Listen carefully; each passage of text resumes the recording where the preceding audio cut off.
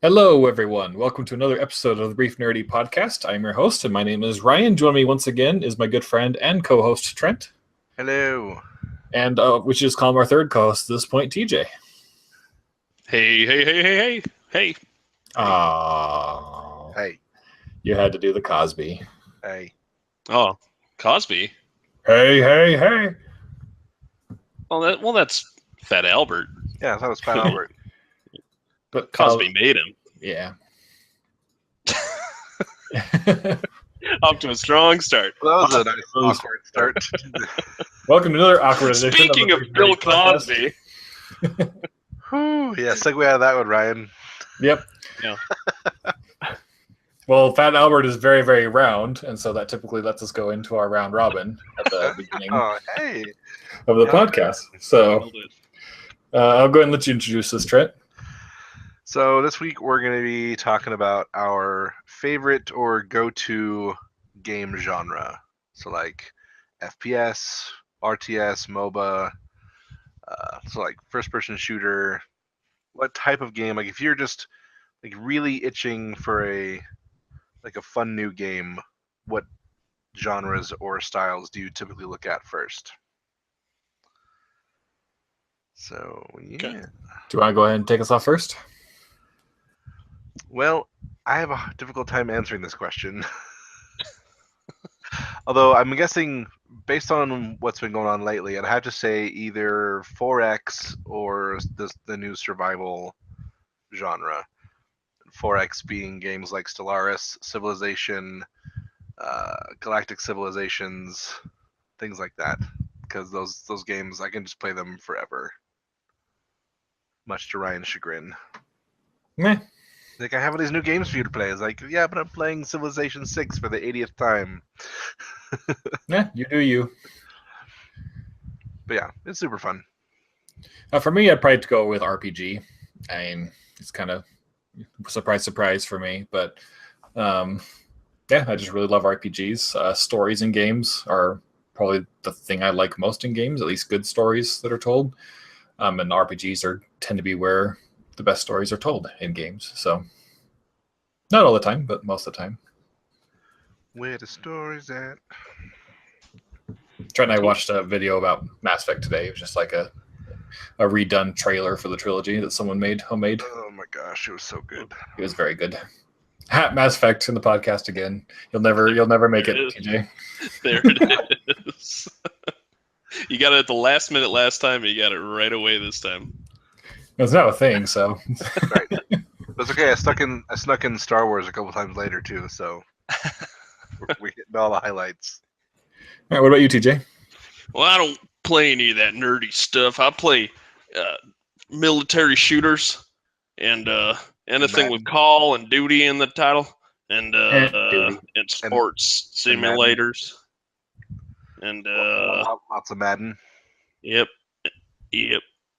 No, I don't know. I've really grown fond of like roguelike games, like roguelike 2D platformer RPG style games. I really like those, and there's quite a few of them nowadays. But yeah, I love the random elements.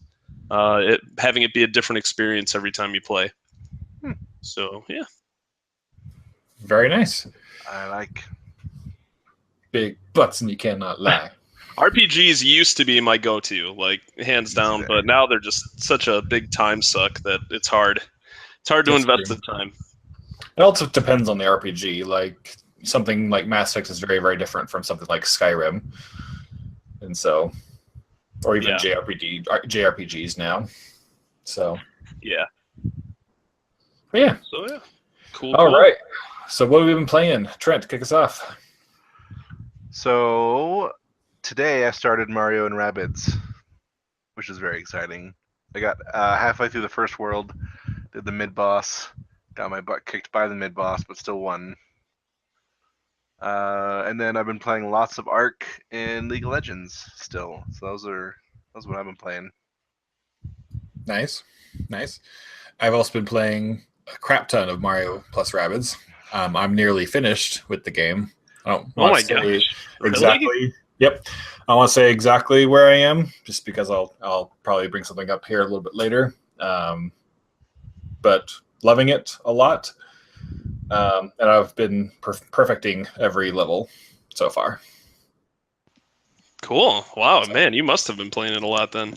Yeah, I'm in World 4. I'll tell that. I'll say that. Oh, okay. So, how many worlds are there? I think 5, maybe. I think only 4. Maybe 4. Oh, well then you are close. Yep. I've played a little bit of Sonic Mania. I think I'm on the Act or World 6, whatever you call them. Okay. Yeah, I'd say worlds. Yeah. Like it and don't like it at the same time. As much as weird as that sounds. I was always a Nintendo kid growing up, and I dabbled in the Sonics, but never quite, became a huge fan of them. Kind of like you are, TJ. Mm-hmm. And I guess I got caught up in the hype train a little bit for Sonic Mania, and I'm still liking it, but it's obviously a love letter to those who grew up with the Sega Genesis ones, and it has all the greatness of those Sega Genesis games, but also the same zits, in my opinion. Mm-hmm. But I'm still overall liking it. I'm just having a hard time going back to it with Mario+Rabbids. Sure. I've liked the first 2 worlds were fantastic. I mean, obviously it's just straight up remakes, so to speak, of those original worlds, and with the twists in them were awesome, to say the least. Was the airship one the one World 3? Do you remember? That's 4. Yeah, Studiopolis was 3. Gotcha. I had a hard time with 4. A lot of people I know have been saying that. Like they were really getting stuck on there. Yeah, I mean, I managed to get through it, but it was a lot of frustration involved. Huh. And so I've done 2 worlds after that, so I might be on like 6 or 7 at this point. But, okay. And those have been better again. So, and then I get super frustrated during the grab all the blue ball missions, just because I just suck at it. So I'm just like, ah! Like every single time I go through like a checkpoint, the little sort of me to jump into and do it, but then like I've only completed it like twice. So yeah, well, at least with that you only have to get silver to unlock stuff. You don't have to get gold. I don't even think gold really gets you anything. That's good. So, but it's still tough. Yeah, so that's what you've been playing though, those 2? Yep. And I've gotten 2 Chaos Emeralds, but that's it. Okay, cool. I just beat Sonic Mania today. I ended with 3 Chaos Emeralds. And I think overall I got maybe like 15 of those blue stages complete, like the bonus stages. Nice. The first couple I had no problems with, and then I was just in like a long lull where I just could not like finish any of them. And then it just came back and started beating them one after another. But I really liked it. I think when we talked about it on the podcast before, I said I think it definitely warrants the good reviews that it's getting, but I think a lot of reviews were very wrong for not saying, like, if you didn't like the old Sonic games, you're not really going to like this one. But if you love the old Sonic games, like, you're really going to love this one. I don't think this is going to win over any new fans, unless maybe someone that's never played Sonic before. If you don't mind me going into a few critiques. Sure. There's one, I don't know if it was like this in the old ones, but sometimes it doesn't know what direction I should push when I'm going fast and going different directions. Like sometimes I could just hold forward and he'll go up, down, left, and right, whatever, and he'll keep going if I just hold forward. But then sometimes like he'll be doing that and he'll abruptly stop because I was holding right and he was going left, and then he abruptly stops. And then same thing, like the exact opposite. I'll be trying to follow along and point the direction he's going, but then not be completely caught up with what he's doing and then cause him to stop like mid whatever he's doing. Yeah, no, the old games were definitely like that, and I think it's just muscle memory with me because I can adjust to that pretty quickly, but that's just because I've played so much of the old Sonic games. And one thing you have to realize is when you're going really fast like that, it's almost best to not even push in a direction at all. Just keep your hand off like the D-pad, and then you have time to adjust really quick if you need to. But yeah, he'll still go like pretty fast if you're not pressing a direction. Nice. I'll just try that. So. Only other big one is I just wish they took away the 3 lives kind of deal. I can understand why, calling back to the old days, but now I'm just kind of like, eh. Huh. Especially when I was in Act 2 of the airship one, and then just like I get the game over and then I'm like, ugh, gotta go back and do the first one again. Yeah, there was one world, I don't think it was the airship, I forget which one. It was a later one, but yeah, where I lost all my lives and I had to I was at the last boss of that world and then I had to go back and replay the levels. But yeah, that only happened to me once, but huh. But I could understand. Something that I like to think about are the Mega Man 9 and 10 games that Yeah. came out by Capcom. Those were a love letter to the original NES ones, and I love them to death, but I could definitely see how any newcomers or non-Mega Man fans would find them extremely frustrating. Yeah. So I could totally empathize with that and still call it a great game. Yeah, well, I hope with what they do with this is, they really just wanted to appease to the old school Sonic fans, say, here's the game you've wanted for a long, long time. And then I hope this does well, and I hope they go, oh, okay, so people still want 2D Sonic. Now let's make a new one that just adds a ton of more modern spins and stuff. You know what I mean? No pun intended. Spins. I mean, that's precisely why I like Sonic Generations the best. Yeah. Just it's modern, it's a perfect blend of old and new together, and yeah, like that. So, well, because I got to say, after playing through the game now, I definitely want to play through it again. I want to play as the other characters and stuff. But I was really surprised because there were no worlds that I didn't like. Like all the old Sonic games, even Sonic 2, my favorite one, it has some worlds where I'm like, oh gosh, I'm here now. Got to get through this. But this game didn't really have any of those, so I was pretty surprised to find that. Nice. So, yeah.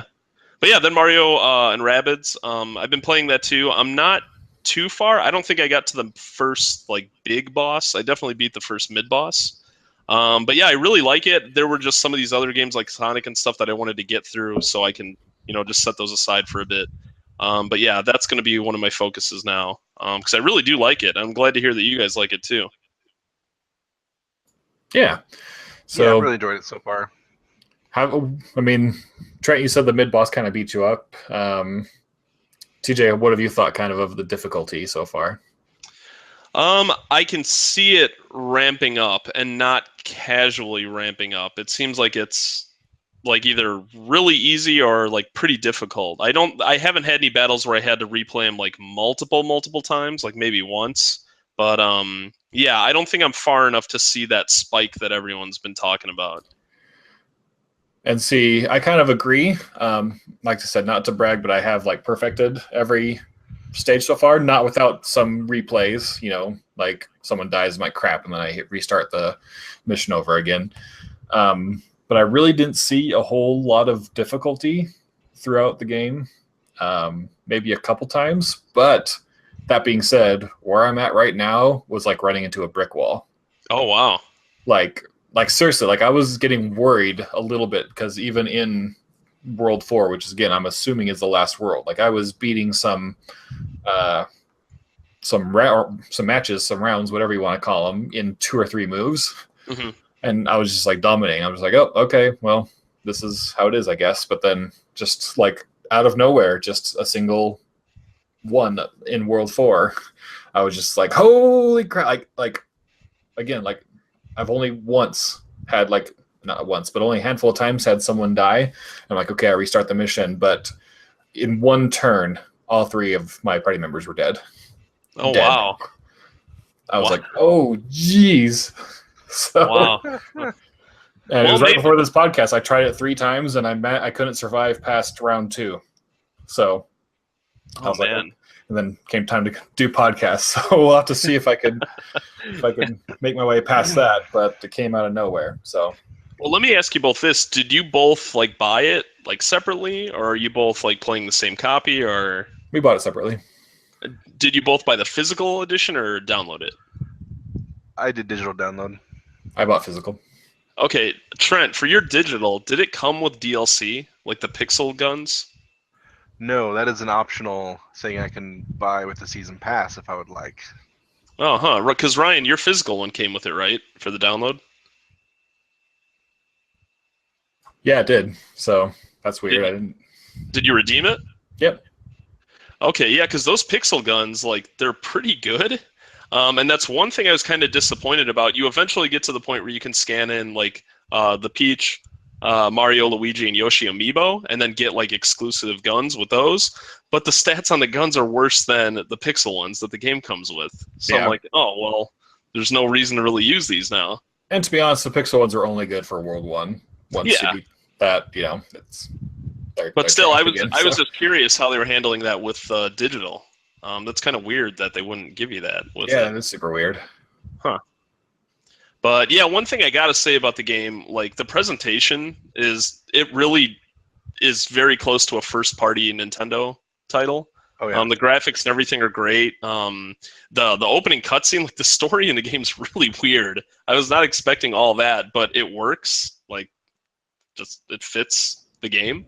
Yeah. And I don't know why so many people hate the Rabbids. I mean, you're further than we are, so I don't know if maybe you've grown tired of them or how you feel about them now, but they don't bother me at all. I don't know why it seems like all of the internet hates the Rabbids so much. Me neither. I mean, I think it's kind of like just like the minion effect, to where, there's kind of numerous annoying screaming characters.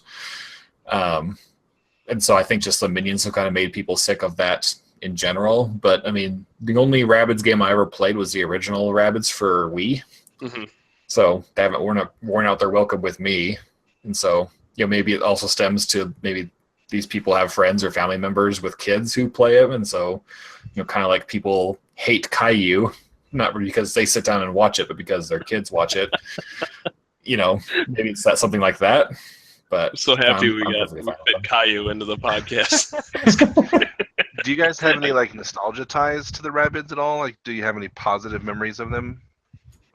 Well, like I said, my only memory of them is positive because their original Wii game was a great party game. Yeah, it was. Yeah, and then I know, like, I didn't really buy a lot of their other games, but I know my sister had a few of the other ones that came out on Wii. So, like, I would play those with her when I would go visit her and stuff. And, yeah, I mean, it's just silly, like, kind of potty humor, but, just kind of slapstick comedy. I don't know. But it just never really bothered me, though. See, it's interesting. Like, I am actually one of the ones who is really already kind of tired of them. Mm-hmm. I don't understand like the references. I don't get the the washing machine, time machine thing. I think that's from like one game of theirs, I think.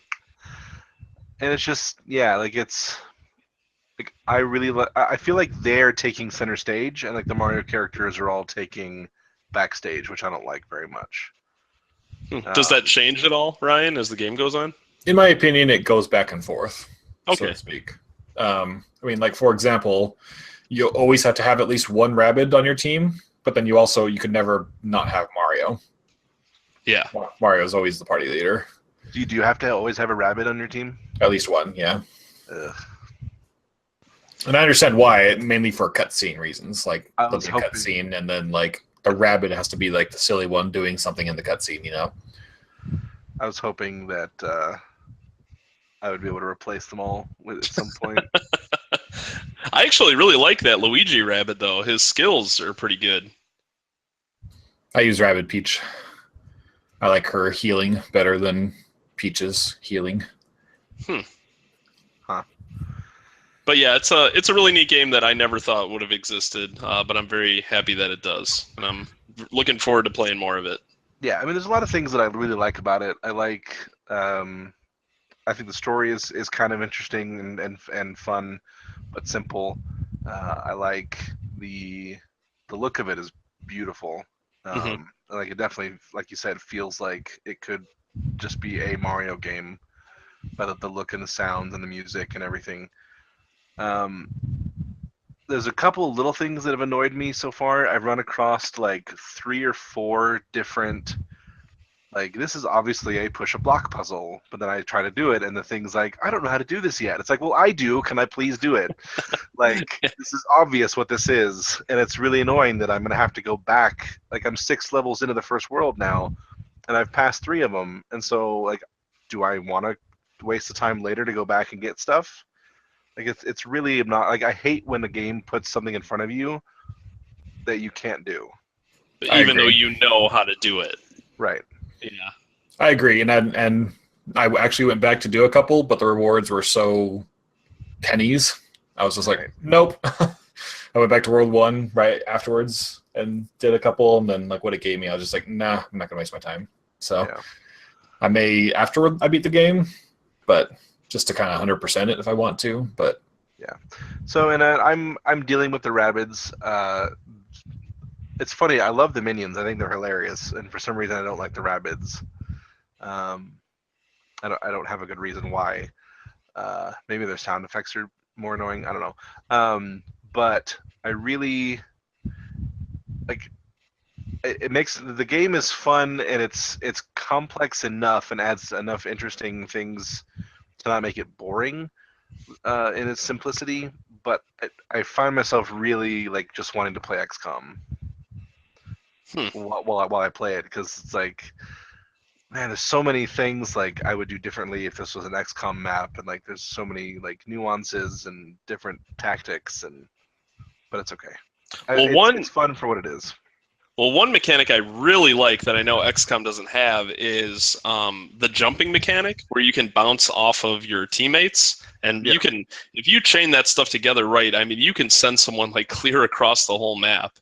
And then I know there's like that. I still don't have a good grasp on the terminology, but there's that like Overwatch mechanic that Mario and Luigi have, where if you activate it, and if an enemy moves at all, like, and they see them, like, they'll shoot them. And it was cool because I unintentionally did it. I was setting up one of the bigger enemies, and I was going to have Luigi shoot from one side, and I turned on his Overwatch mechanic, and then I turned on Mario's. So Luigi shot him, which then made the enemy start walking towards Luigi. Mario saw him moving, so he shot him, and that sent him flying, but then Luigi saw him moving with Mario's shot, so then Luigi shot him. So it was a chain of like 3 hits and like just blowing away this enemy while he's like bouncing in the air. It was really satisfying, and I'm like, oh, you can get pretty deep with some of these mechanics. That's actually one of my primary strategies. Well, there you go. Yes. So yeah, now like I just got to the point. I don't know if you're this far, Trent, where you get like the secondary weapons and stuff. Like that adds a lot more to it. So yeah, maybe that'll. I'm sure there's more to come. It's just that like from Mission 1 and XCOM, it's more complicated than the first of the Mario stuff. Which I mean, it's different audiences, so I understand why. It just, as someone who put 50 hours into their first XCOM 2 playthrough, like it leaves a little bit of that itch not scratched. Sure. But it's still fun. I would still recommend everyone get it if you. Yeah. Cool. Yeah. All right. Well, TJ, what you been watching?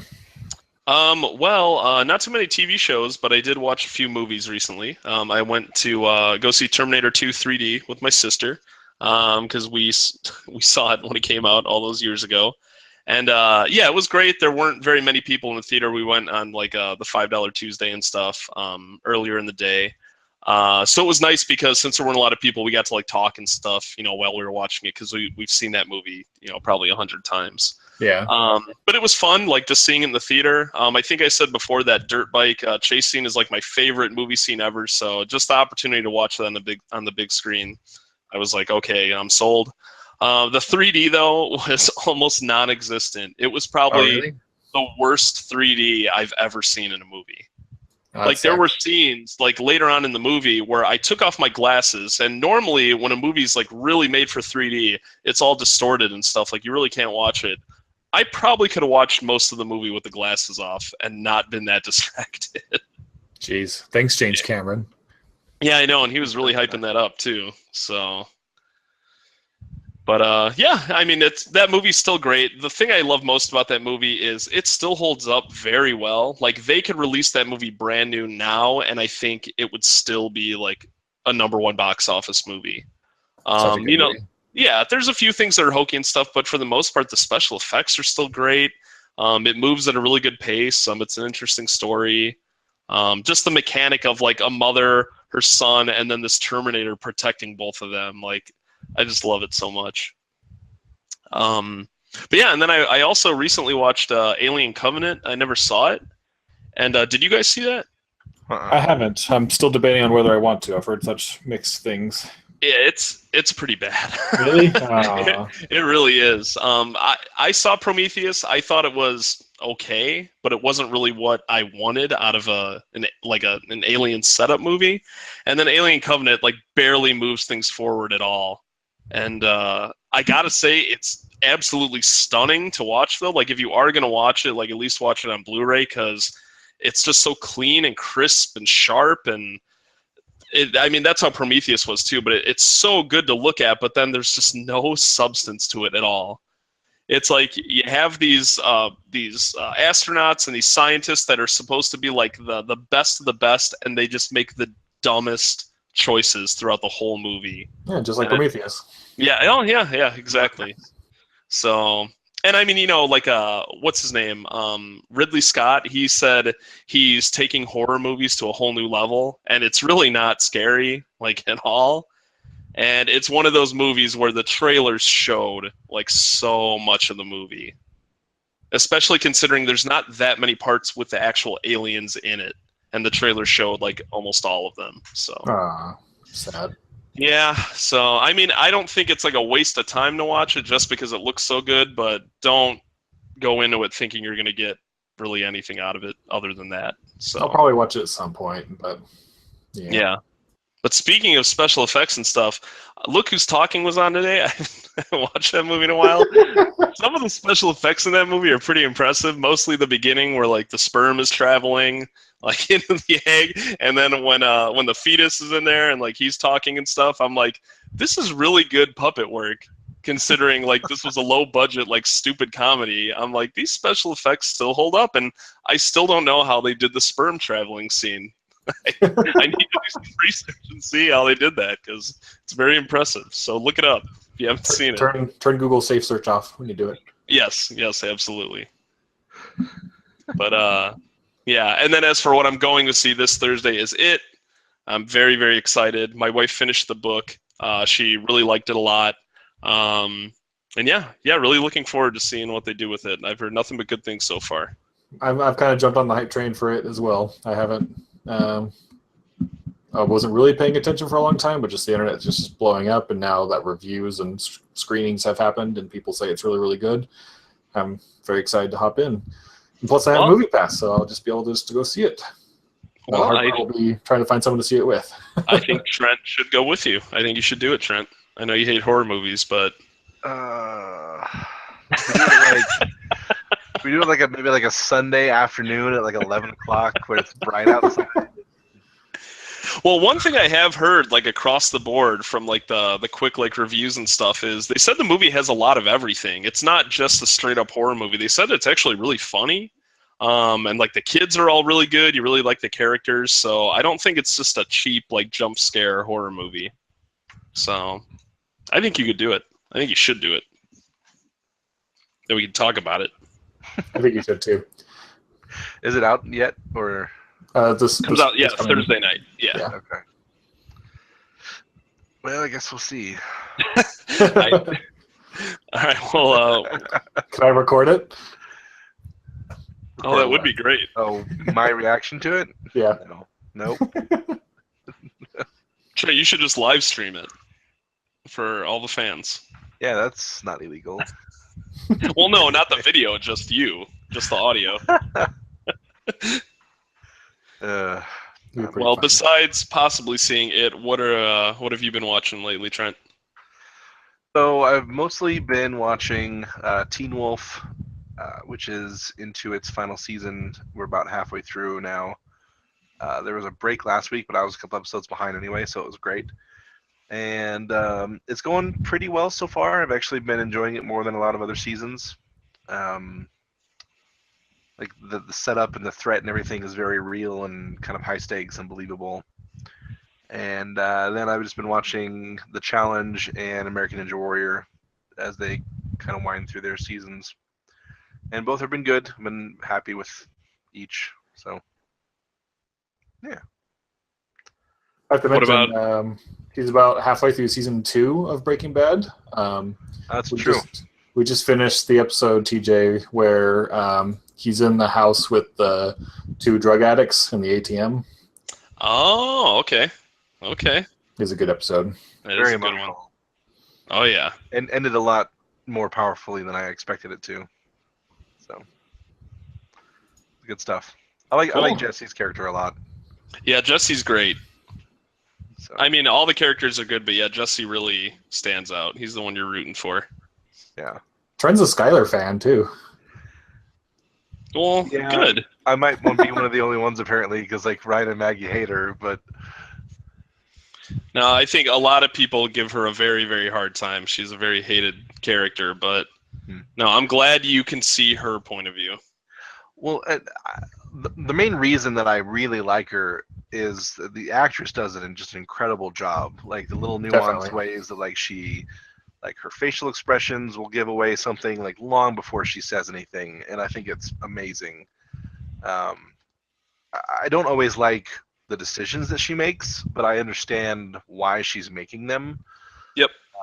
So, yeah, it's I'm slowly being pulled into the have to know what comes next thing, because like every character is very well written, very nuanced, complicated. There's no like this is the good guy and this is the bad guy. Like it's been very, very good so far. Well, good. And it's good to know too that there's not really very much filler in the whole series, so everything that's happening is always pushing the story forward. So Yeah, I've noticed that. It's been good. Mostly with an asterisk. well, everything's gonna have some filler. Yep. So yeah, maybe after the podcast I'll go get some food and we'll watch another one or two. Yeah. Ryan's like, yes. Ryan's like, but I gotta play Rabbids. I'm always down for Breaking Bad. Whatever, Rabbids can wait. Oh, you can play it in portable mode. Exactly. There you go. Play it on the couch. So what about you, Ryan? What are you watching? I watched a lot of Orange is the New Black this week. It's a love and hate relationship for me because I think I've talked about last week a bit where I'm like, oh, this is one of those shows that just needs to end. And every time a new season comes out, it's hard for me to start watching the season because I'm like, well, do I really need to like watch this season or should I just drop it? You know, but I've noticed that every single time I get like the first 4 episodes I watch like a week apart. I'm just like, okay, watch an episode, all right, that was okay, and then like wait a week later until I'm absolutely bored and then I watch another episode, so to speak. But then around like episode 4, like every season just like hooks me, and then I watch them like 5 in a row, and that's what happened this week. So Nice. the season is a lot fresher, I think, than other seasons have been. They've kind of changed the situation a little bit and put a new perspective on some things. So it's made it really interesting to watch, and I'm really interested to see how it plays out. That being said, I'm still hoping they kind of take the initiative to wrap the show up before it gets too stale still. So Yes, go the British route. yeah. And the shows while they're still good. A little bit further than Leftovers, about halfway through season 2 at this point. It's amazing how a show, like one episode, I'll be like, man, that was such a good episode. But then like some episodes, I just go like full rage mode. Where I just like, I shut off the TV afterwards and I'm like, I'm done. I'm going to bed. Oh my gosh. I'm just like so angry. God, I wish I could watch that with you. I would love to be there. Just like a recent example episode, TJ, is it's the first episode that is the wife's perspective in season 2, where she's like helping people leave the cult and stuff, and oh yeah, Lori. Yeah, and her son is kind of helping, and she like goes to like her interview and like for her like her book and stuff like that. Okay. Do you remember any of that or? Yeah. Yeah, okay, yeah. That episode just made me rage mode. Just like her decisions that she made, and like kind of like the hypocrisy that she stated, and then like the fact that she just kind of snapped during the interview, and then whatever the hell happened between her son and the Lord of the Rings chick in the back of the truck. The Lord of the Rings. You know who I'm talking about? Yeah. I'm terrible with names. Liv Tyler. I'm extremely terrible with names all around. I'll tell it to you, tell it to all our audience. So that is how I say like, oh, the main characters chick and the Lord of the Rings chick. Yeah. So do you know what scene I'm talking about with her and? Yeah, that's a really, really weird scene. So I'm just like, what's going on? Yeah, that's a very uncomfortable scene. So between that and just Laurie's decisions of the episode just made me go full rage mode. Okay. So, but then again, like the next episode right after, I'm like, oh yeah, that was a really good episode. So, Well, I think what I'm going to do, I'm going to rewatch all those. Like, try and time it out to rewatch them right around the time that you finish up, and then we could have a big discussion about it. Yeah, that'd be cool. Because I told you I watched them like as they were on, so it's been like over the course of a couple of years. So I just need a good refresher. But I'm glad you're sticking with it. Yeah, I'll stick with it through the end. Thankfully it's only 10 episodes a season, so it's not that much of a commitment. Yeah. All right. That's it for me. Wanted to ask one more quick question about Mario and Rabbids. Are both of you playing on mobile or TV or both? Always on TV. Yeah, you know what? Surprisingly, I have not played it mobile yet, and that's like a really good game for mobile. So. Yeah, I've actually. I mean, I don't have my TV set up where I am yet, so I've been playing the whole thing on mobile, and I've been loving it in that mode completely. Oh, nice. Cool. So.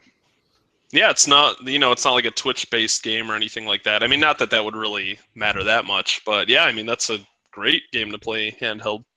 Yeah, so I can see that being a really fun game to take on, trips or while you're waiting at somewhere. So. Are you and Ryan gonna play the co-op stuff, or are you guys gonna wait till like you both beat it and then play that, or? The reviews said the co-op stuff was really lame. It was basically equivalent to just trading turns with controllers, Just like, here, you move, okay, now I move, or like you get a turn, I get a turn kind of stuff. But I think in co-op you both pick 2 characters. Okay. So it's not just like the 3, and then it's like, okay, Trent, you can move a guy. All right, I'll move one. So I think you both pick your characters, and then you go in and work together. So That may be cool. I'll be interested in trying it out. Yeah. Yeah, because I think, like, obviously, just it's not a game you could just give someone the controller to and go, all right, I know everything about it. You can just do what you think you should do. Like, but the fact that both of you are playing it and are familiar with it, I'm curious to see how that is. Nice. All right, so what's next? What are we talking about? Did you guys see the live-action Destiny 2 trailer? Yes. Did you, TJ? Yes. I'm sorry, I was taking a sip of water. Gosh, TJ. But that was a really freaking good live-action trailer. So it got me really hyped again for the game. Are you getting it, TJ? I'm still on the fence. I just know there's a lot of stuff that I have now that I'm still playing, and then some stuff coming out this month. So I'm not sure, because I played a decent amount of Destiny 1, and I did like it. I did enjoy it. And then you guys are you going to be playing on PS4 or? No, we're going to be on PC, so we got to wait until the end of October to get it. So. Oh, gotcha. So, yeah. Well, if I end up getting it, I will give you my thoughts. Yeah, it'd be interesting to see what its reception is just overall. I was interested in your take on it, but you might not be getting it for a few weeks, if not at all. Will you be getting it definitely on console? Oh yeah, my computer can barely play Minesweeper, so.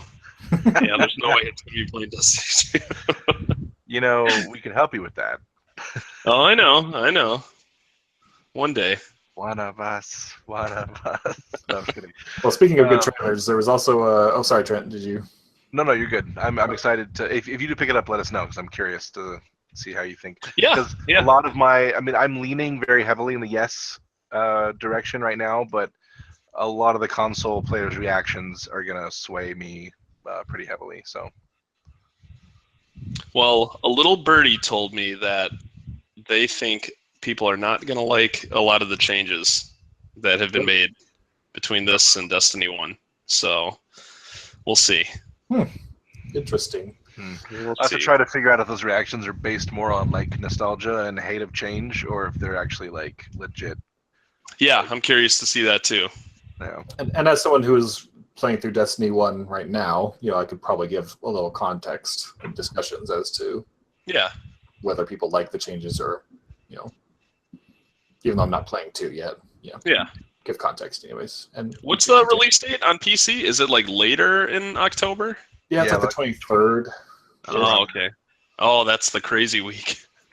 Yeah. The crazy entertainment week. It is. Dang. That and Battlefront and Mario. Oh, freaking A. Stranger Things. Wolfenstein. Yep, we're just going to disappear from life at that point. Yeah. We'll speaking of good trailers with the Destiny trailer, Star Wars Rebels released their Season 4 trailer this week. Yep. And it also has an October 14th release date. Yep. So mid-October, that's when all the TV shows typically have been coming out lately on network TV. So it'll be one of the many new season premieres that I'm looking forward to. Did they say how many episodes the season's going to have? Don't think they have yet. I think they did, but not... Have all the other seasons been like the same amount? About. I think 2 and 3 had the same amount, but 1 had less. But okay. You'll be in the teens, I would guess at this point. 1 was 13, 2 was 20, 3 was 21. Oh. They haven't said... Ep Guides doesn't have anything about Season 4 yet, but... Okay, well... So, I'm assuming, I mean, with being the last season, they haven't said it's going to be shorter, so I'm hoping it'll still be around 2021. They have a lot of stuff to do to connect basically where they are now to however they end it, and the beginning of Episode 4 and Rogue One stuff. The trailer definitely called out some Rogue One connections. So that I was actually just going to ask that. So is that where Rebels lands in the timeline? Is it going to end leading into Rogue One? Do you think? I would imagine so. We might. Okay, so we know that Chopper, the Ghost, and General Syndulla are referenced or seen in Rogue One. So we know that their story at least gets that far.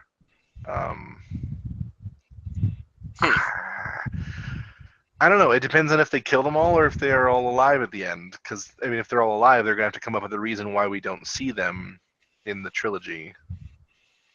So, yeah, I'm curious about that. Huh. And I'm looking at some interesting theories on how they could connect some of the Jedi stuff with some of the stuff that Luke has been reading about, with that ancient book and whatnot, and the tree on that island, and there's a whole lot of really interesting Last Jedi stuff that I think they could tie in as well. So I just looked it up. There will be only 15 episodes in Season 4. Ooh. And as far as when it could stop, it could really go either way. Before Clone Wars was canceled, they had planned to go post Episode 3 with it. So there's going to be an episode arc that was from the perspective of other main characters like Rex and Ahsoka during the events of Order 66 and Episode 3. And then kind of have another 1 or 2 arcs after that to end the show. So who knows if they'll do the same thing here or not. So could go either way. Yeah, do you watch it, TJ? No, I still have not gotten into it. I know I want to. Gotcha. There's a lot of stuff with Kanan's storyline especially that has me really interested in kind of just like a view of the Force that's outside of the Jedi Order's view of the Force. So I'm really, really curious to see if they can actually bring that to fruition in a really satisfying way, and I hope they do. But well, Season 3 had a huge tie-in to Rogue One, so to speak, and so maybe the mid-season finale / premiere will have a tie-in to Episode 8 somehow.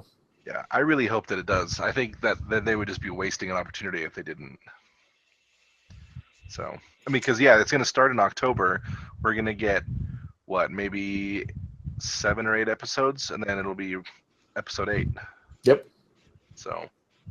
Well, speaking of Episode 8, did you guys get anything on Force Friday? Did you go check out all the new stuff? No, I'm not big at just purchasing just merchandise. Yeah. I looked at all of it. There's actually a thing about one of those toys down below that we're going to be talking about later. But no, I didn't really buy anything. There was a lot of things that I wanted to buy, but I'm like, no, must make good decisions. I put stuff on my Amazon wish list for people to get for me, for Christmas and stuff. Oh, there you go. Well, the internet really loves Snoke's yellow robe that he wears. I know, right? Oh my gosh. People are really having a field day with that one. Yeah, someone tweeted the action figure. It's just Snoke in that yellow robe, and they said it looks like Freddy Krueger going out to get the morning paper. I'm like, well, I can't really argue. So, That's pretty fantastic. Yeah, I was really hoping that episode 8 would utilize and make Snoke scary, but I'm sure they will. But the action figure leaves a lot to be desired. Yeah, I'll be honest. Like, two of the things that I really wanted were the First Order Star Destroyer and First Order Heavy Assault Walker in Lego. Because I would love to collect Star Wars Lego sets, but one is $160 and the other is $150, and I'm like, oh. well, I think if you want to start collecting, I think you should just start with that brand new Millennium Falcon that they are releasing soon. It's the biggest Lego set ever created. It's 7,500 pieces, and it's $800. Yeah, I saw that too. It looks so beautiful. Me likey. Now, where do you even put that, though? That's the real question. I mean, it's awesome. Don't get me wrong, but I mean, you'd have to have a display case, right? Like, but just like the shape of the Millennium Falcon, though, like it's just so round and like long that yeah, it'd be really tough to display.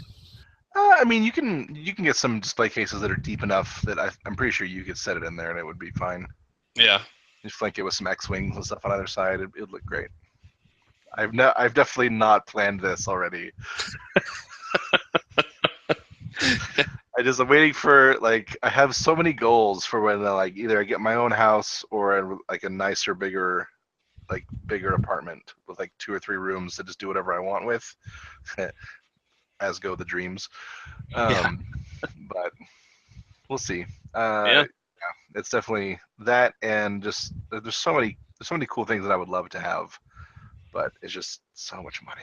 Yeah, it is. So much money. But then, like we said before, then when you buy a bigger place, then you don't have money to fill it with things. Exactly. So, I just need to find me a rich doctor who has very low tastes in everything, so I can spend all the money. Well, I don't want to get off on too much of a tangent, but this does remind me. I was going to ask you guys: do you feel like the hype for Episode 8 is as big as Episode 7? And if not, do you feel like the hype is big enough? No, and yes. It's the same answer.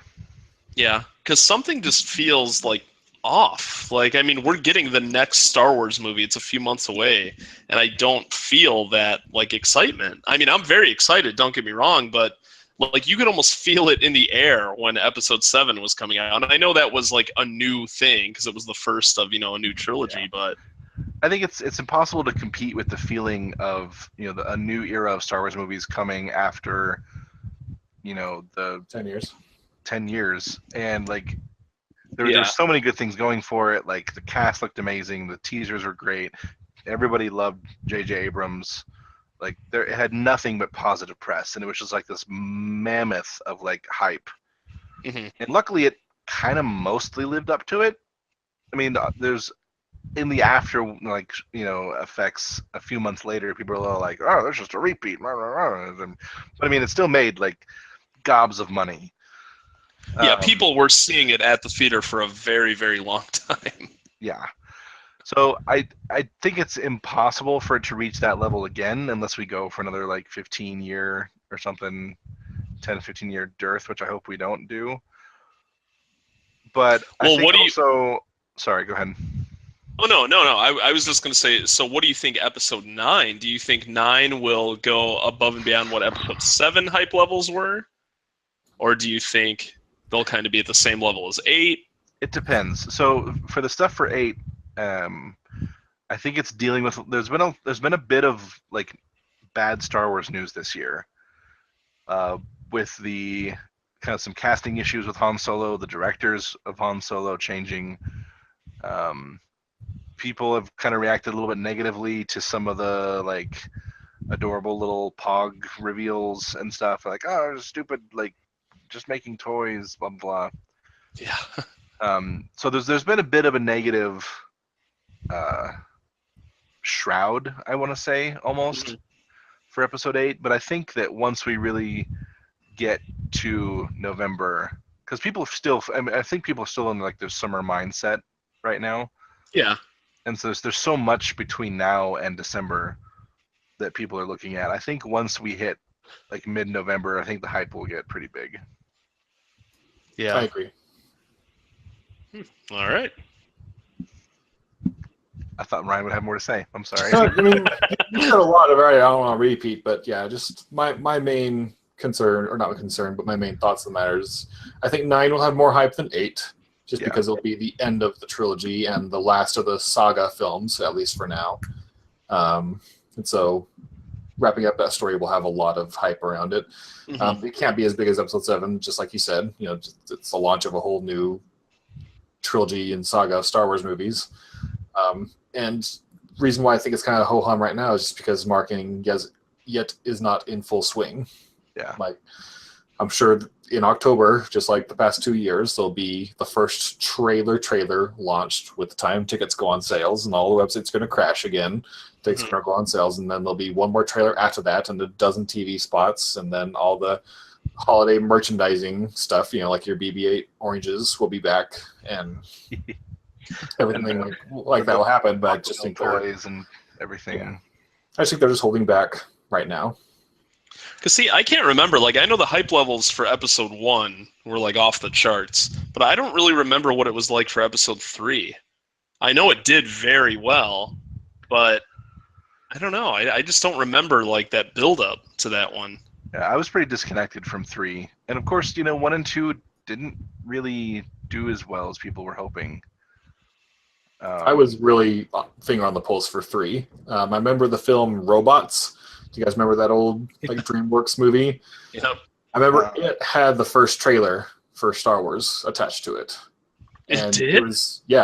It was exclusive, and like they weren't going to release it online until like the next Monday or something like that. And so like I went to go see this stupid Robots movie just so I could see the first trailer. Yeah, I remember. That's where your movie pass would have came in handy, right? Like I remember Incredibles had the first teaser, but it didn't show us like hardly anything. And then Robots had the first full length trailer, and I was hype level max still. So part of I mean, I think if they're really smart, they will focus a lot on Carrie Fisher in the stuff for Episode 8. Because I just read a thing the other day on can't remember if it was Parade or Vulture. There's an interview with Anthony Daniels, and he said that he got to watch it, and he said the scenes with Carrie Fisher are magical, was the word he used. And so I hope that they, because we don't know what's going to happen with Episode 9, and so that's a big, like, as far as we know, her last movie is this movie. Yeah. And so if they can tailor the previews to really showcase that without like overdoing it or giving away too much, I think that is really going to be one of the main sweet spots to bring people in. Yeah, not to bring a dark tone to some things, but look at The Dark Knight and Fast 7. Yeah, that's right. What the actors dying in those movies did box office wise. Yeah. And it's like I said, I don't want to bring a dark tone to it or think that like they should like cash in on her death or anything, but like WB. But I mean, if they are really as good as people are saying, and it's one of the highlights of the movie, then they really need to make sure that they showcase that and they don't just show, Rey and Luke and Poe and everybody else but her. So yeah, well, we will see soon enough. Yep. We will definitely see soon enough.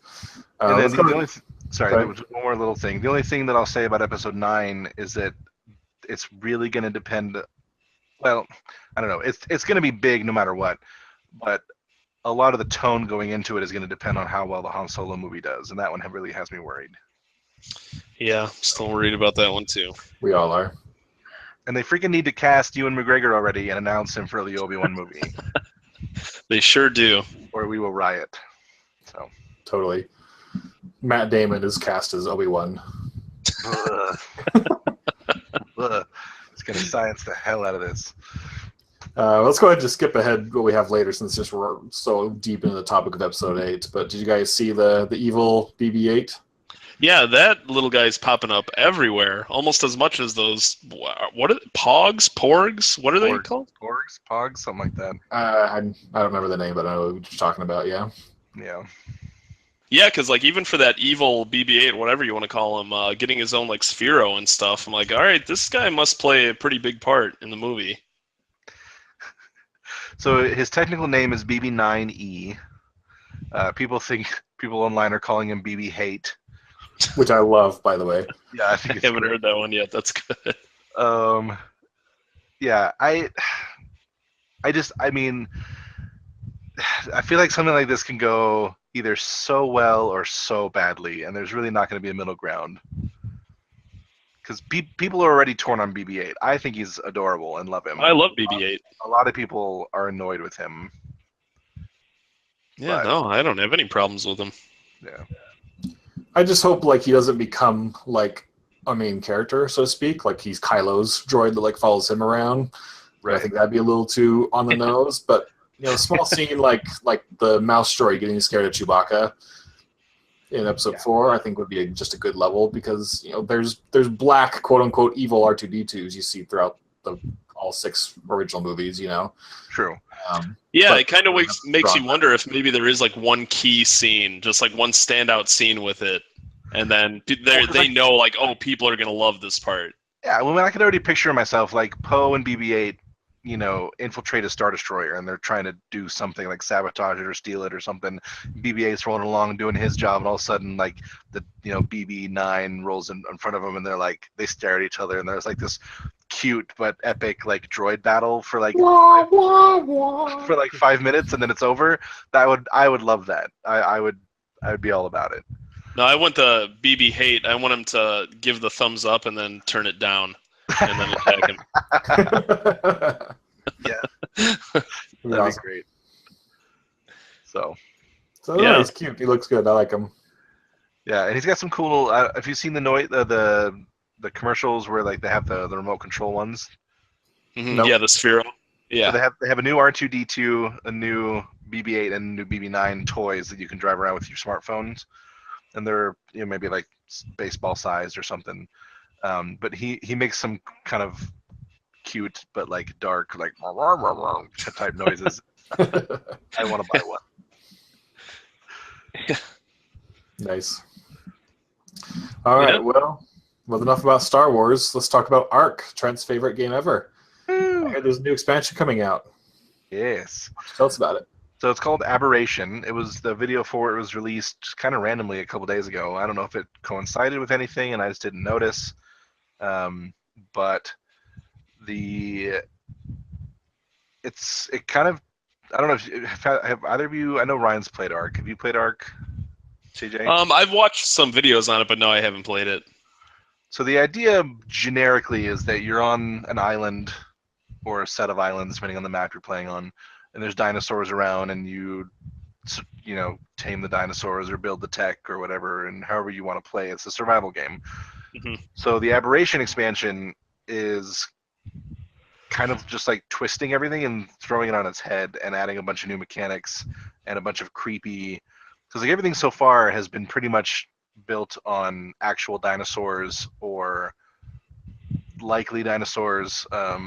There's been some new ones, like they just released a phoenix bird, there's some mythical stuff with the wyverns and whatnot. But the Aberration pack, every creature looks creepy or weird or twisted, so it's all very like alien or Lovecraftian. There's some scenes where like they have you like the camera pans up from the landscape and you can see Earth and like up in the sky, and so you're like, oh, weird. Okay, so we like on some kind of creepy moon or something. So it looks fun. If you're interested in that kind of stuff, I think everybody should check out the video for it. There's some cool new mechanics they're adding, like you have like climbing spikes so you can climb up cliff walls and things like that. So it should be fun. Yeah, Nice. cool. Hope you enjoy it. And I now probably won't play it, but so this is their first expansion post release, which will be good because they tried it's to totally do one, okay now. right. And now everyone's like, oh yeah, so it's fine. Your $60 game with an expansion pack coming. We'll see how it does. Well, speaking of new game announcements, this week they announced Jackbox Party Pack 4 Woo! with 5 all-new games. For those of you who don't know, which is most of you, if not all of you, I love the Jackbox Party Pack games. It's, to me, the perfect game for when friends or family who aren't really gamers come over to play and have a really, really good time, because you use your smartphone as a controller and the rules are all simple or explained very well, and anyone can pick up and understand, and anyone can win.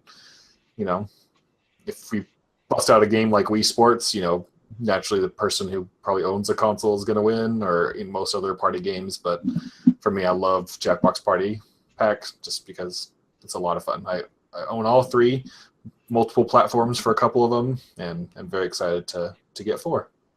Yeah, and the games included are always like a really good variety. None of them feel like any of the others in the pack. So Yeah.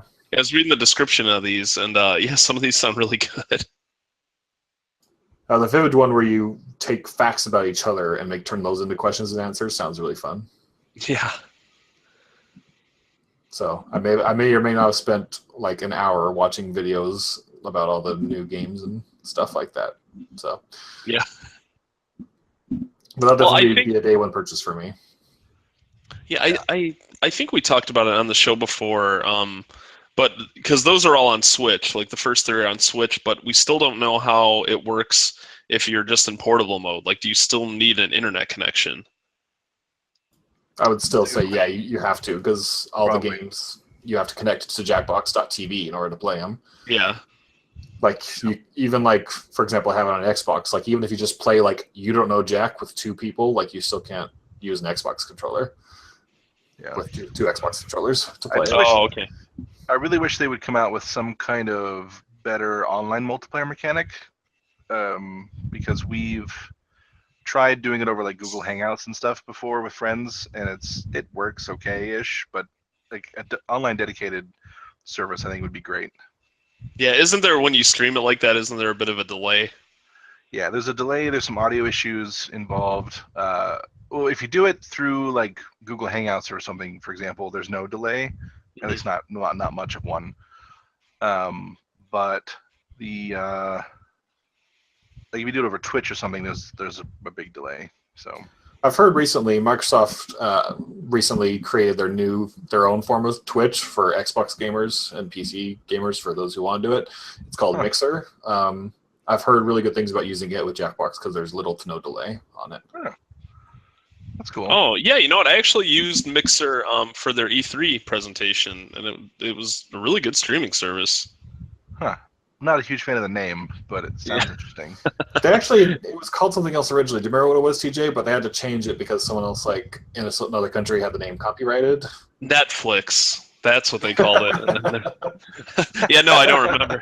But yeah, I'll have to look it up here in a second. But Netflix, it's got an X in it. Let's use it. Netflix. Right, you should try that next time and invite me to play. Yeah, that'd be fun. So. When's the release date on that?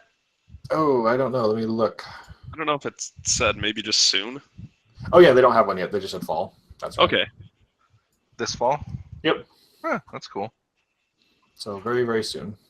That reminds me, I had a dream the other night that made me really sad. That I was watching E3 and Bethesda announced Fallout 5 was coming out this November. And then I was sad when I woke up. Especially when you woke up and realize it's not happening until 2025. Pretty much. No, it's like, my friend's children's tennis shoes need the digital version of Skyrim first. Like, I don't know where that came from, but yeah, everybody has to have Skyrim first before we can have anything else, apparently. Yep. Beam was the original name for Mixer. Beam, that's right. Yep. Oh, that sounds so much cooler. No X. But they had to change it. Boss, it needs an X in it. We can't do it. Mixer just sounds like it's like a DJ service or something. Or like a dating app. Yeah. Yeah. Just swipe left on Mixer. Oh man, that's totally what it is. All right. Well, tell us a little bit about XCOM 2 since we talked Rabbids to death earlier. So I haven't actually played it yet, but I've been reading reviews and watching some videos, and I'm actually downloading it right now because it just looks amazing. IGN, so it's XCOM 2's expansion, War of the Chosen.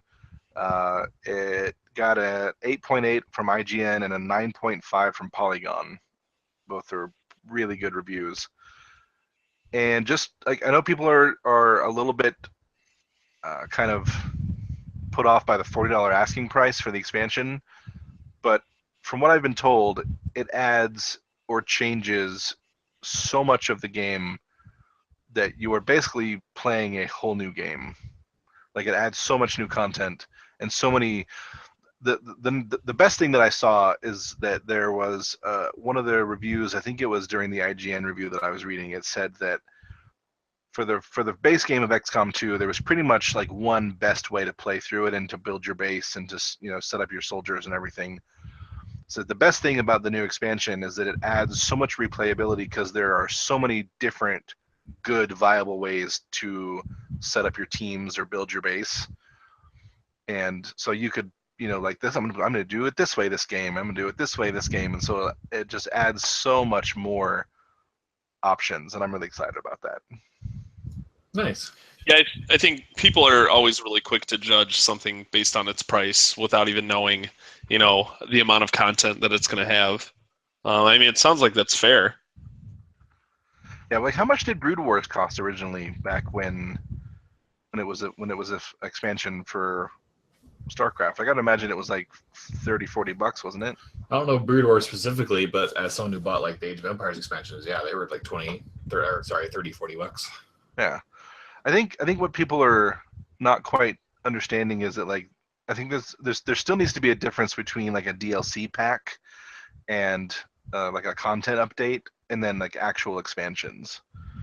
Like if it adds enough hours to the game, like I think it's worth $30-40 personally. Yeah. Obviously if you don't want to spend it, that's your decision. But you're wrong. I'm just kidding. So yeah, it looks fun. I'll have probably a lot more to say about it next week, assuming I get some playtime with it. But yeah, have either of you guys played any of the XCOM games? I played Enemy Unknown most of the way through. Nice. But you know that story. Yeah, I played one of the old ones. Might have even been the first one, long time ago. Well, I hope you don't play this and then stop playing Rabbids. Yeah, that'll follow my Switch pattern so far with every game I bought. Sad. But yeah, we'll see. All right. Well, the last thing we have to talk about, not super amazing news, but made me a little bit happy. Yeah, it made me a little happy, but you're entitled to your own opinion. If it was the highlight for you, then cool. But no, Indiana Jones 5 will not contain Shia LaBeouf's character Mutt. I know he's everyone's favorite character in 4. Will not contain it. I think he's everyone's favorite character in the Indiana Jones series. Yeah, hands down. Definitely. I still haven't seen Crystal Skull, so I don't have much to add to this. But wait, really? Yeah. Wow. All right. I saw the fridge scene, and I'm like, nope, I'm done. The fridge scene was like the least you should be worried about. But oh, good. One thing I always argue, though, with the fridge scene is, and for those of you that don't know, there's a scene where there's an atomic bomb that goes off, and Indiana Jones gets inside of an old refrigerator to like shield himself, and it sends him flying, and then he just like walks out of it. A lot of people think that's so like over the top and like preposterous, but in Temple of Doom, they jump out of an airplane in a raft and are fine. Like, that's really not that much worse than the refrigerator, if you think about it. Yeah. Oh, don't worry. I hate Temple of Doom too. To me, the Indiana Jones franchise consists of Raiders of the Lost Ark and The Last Crusade.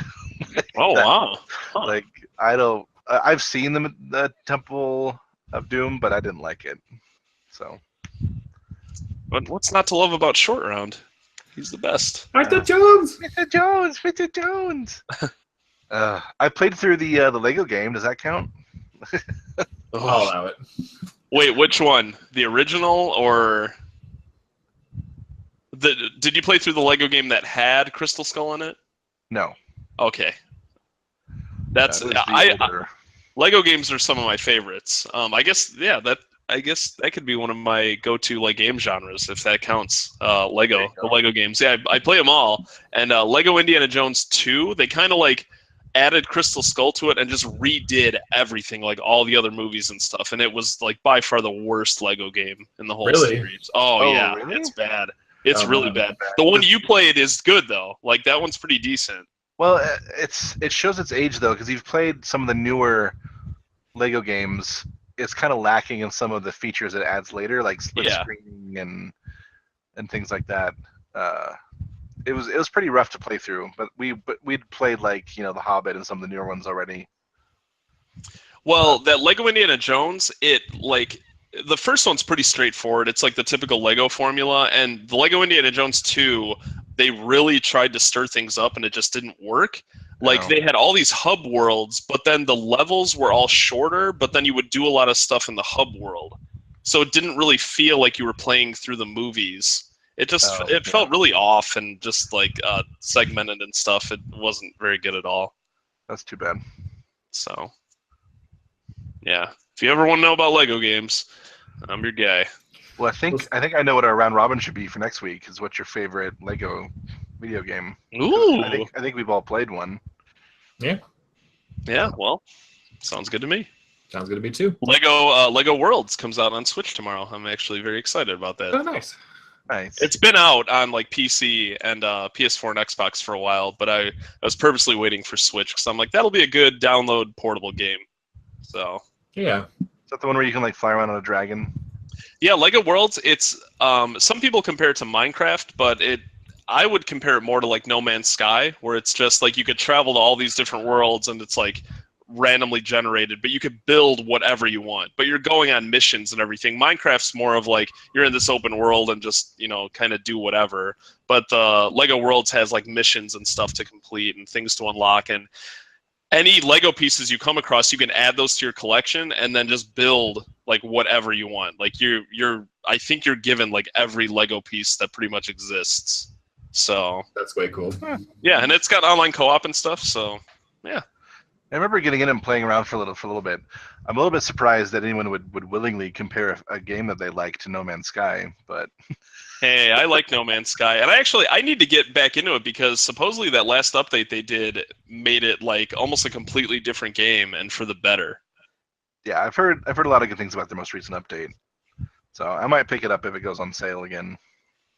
Yeah, I had a lot of fun with No Man's Sky, and I got it when it came out. So I played that game. That was like the one game I played for like a solid 2 weeks, and then it got to the point where I'm like, I'm good, but I'm happy. I got my money's worth. But with all the updates now, got to go back one day. The overall reviews are on Steam are pretty bad, but the recent reviews in the last 30 days are crazy positive. So. And I just really think, I mean, this could be a whole nother topic, but I just really think it got such negative hype that I feel like if this game just kind of came out without like any hype surrounding it and like no previews and all these promises, I don't think people would hate it nearly as much as they do. No, and I Mass think Effect Andromeda effect. Yeah. But I think part of the problem was, and even worse than Andromeda, was it came with so many pie in the sky promises. Yeah. Like, totally multiplayer, like you'll be able to play with your friends and you'll be able to do this and that and everything, and like you'll be able to build your own bases and all this other stuff, and it's like, oh yeah, we can't do any of that.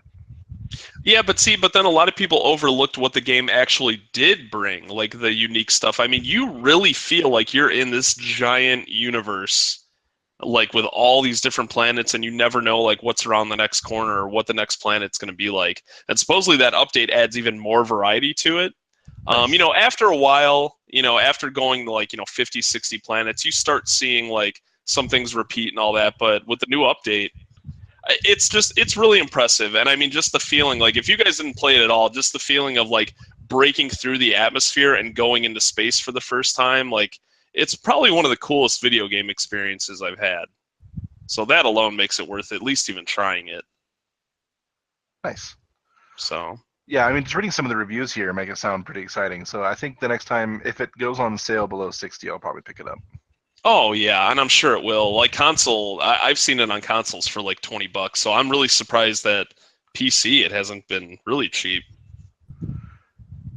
Yeah, I'm sure I probably missed a sale here and there, but Yeah, I've seen a lot of sales for it to be $20-$30. So And that's how you connect No Man's Sky to Shia LaBeouf.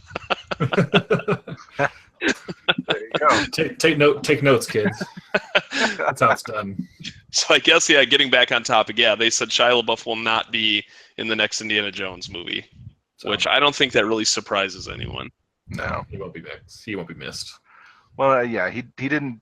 Yeah, performance aside from what I've been told anyway, he didn't do himself any favors in the way he handled himself during interviews and things after the fact. So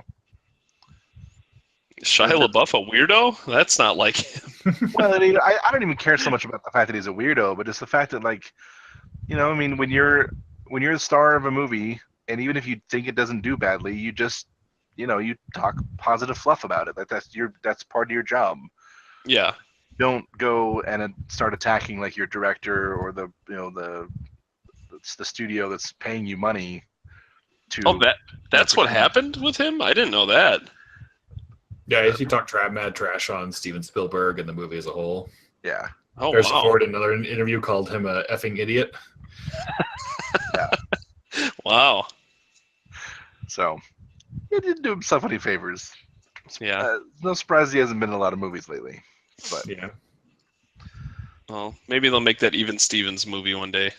Sunday. All right, well, let's go ahead and wrap it up on the Even Stevens movie. So, Trent, why don't you go and take us out? all right, thanks everybody for joining us for another episode of the Brief Nerdity podcast. Once again, we invite you to reach out to us on social media, email, leave us a comment over on iTunes and a rating. We'd love that. Let us know if there's anything you'd like us to talk about, and we'll see you next week. Take care, y'all. Bye, everybody. Bye.